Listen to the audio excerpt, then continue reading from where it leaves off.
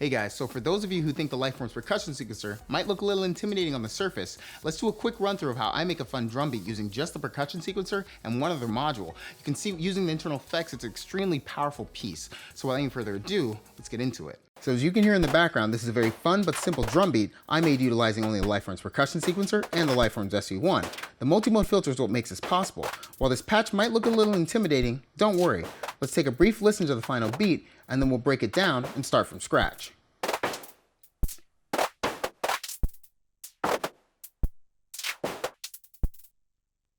So let's zero it out and start from scratch.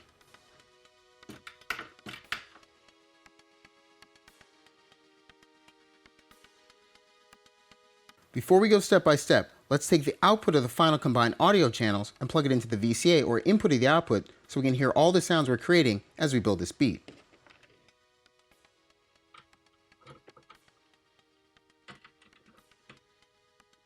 First thing you want to do when setting up the percussion sequencer is to decide whether you want to use the internal clock or trigger the percussion sequencer from an external clock like the Lifeforms SV1. For this example, we're going to use an internal mode. First thing you want to do is press and hold the function button and then press the clock button. The LED on the clock button flashed once, confirming you're in internal mode. Press play to see the clock LED flashing to the tempo of your sequence. If you want to change the tempo of your sequence, tap the clock button to the desired BPM and it will lock it.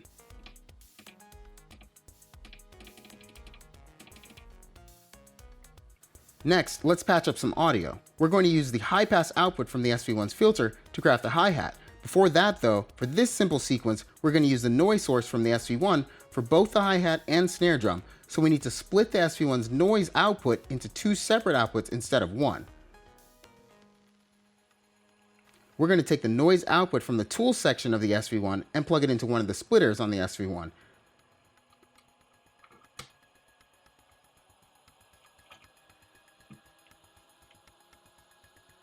Now we're going to take the splitter's output and plug it into the filter's input on the SV1.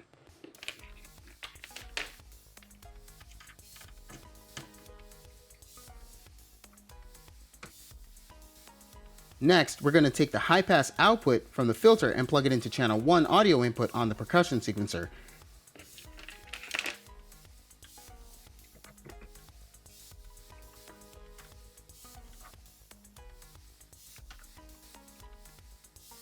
And we're going to take the output from channel 1 on the percussion sequencer and plug it into the audio input of the mixer section on the SV1.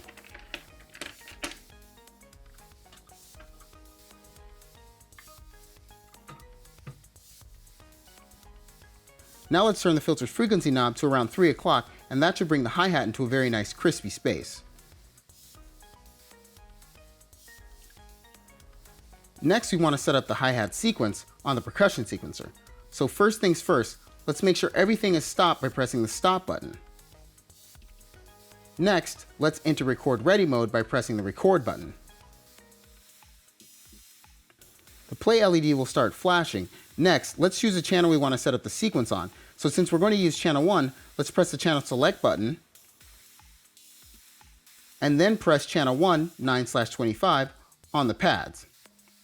Next, let's press the steps button to move to having 1 through 16 on the pads, and let's activate steps 1, 3, 5, 7, 9, 11, 13, and 15 activated. Now press play on the percussion sequencer and turn up the channel 1 mixer on the SV1.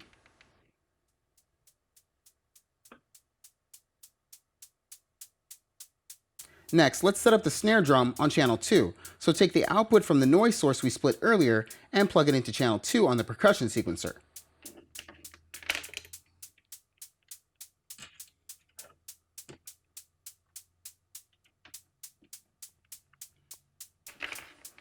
Then take channel 2's audio output from the percussion sequencer and plug it into the mixer's input on channel 2 on the SV1. Now, let's activate the steps we want to use for the snare drum. So press the channel select button and select channel 2, 11/27. Now let's activate steps 9 and 25 by pressing the pads. You'll want to adjust the decay knob on channel 2 to elongate the snare drum sound and turn up channel 2 on SV1's mixer.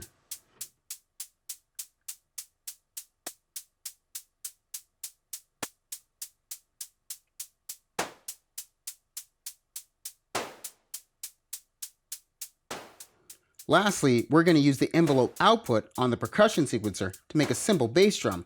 So take channel 3's envelope output and plug it into channel 3's audio input on the SV1 mixer.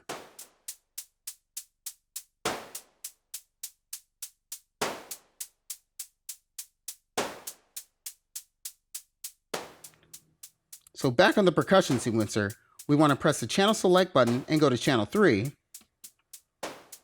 Now we want to activate steps 1 and 17 by pressing the pads.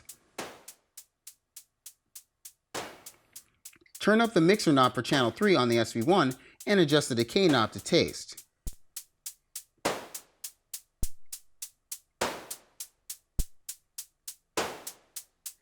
Alright, that's a simple sequence, but you can spice it up like I did with a few tricks using some awesome built-in effects on the percussion sequencer and an LFO trick.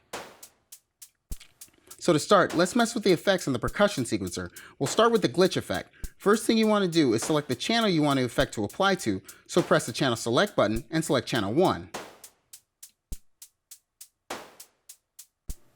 Next, press the channel effects button and press glitch 2/18 on the pads. Use the effect value knob to adjust the amount of the effect.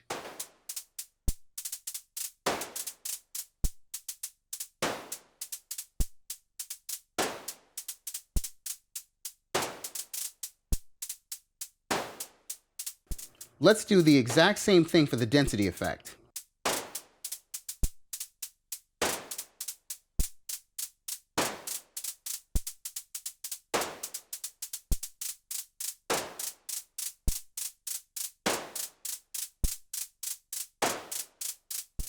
Now a fun LFO trick. Take the output of the LFO's triangle wave and plug it into the frequency CV on the filter.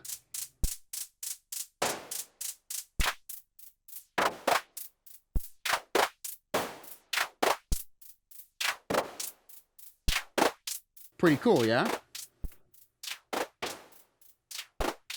Alright guys, well that does it. The percussion sequencer is a really powerful module, so I hope this little tutorial helped. Remember to like and subscribe and follow me on Instagram. Thanks again for watching guys, and I'll see you in the next one.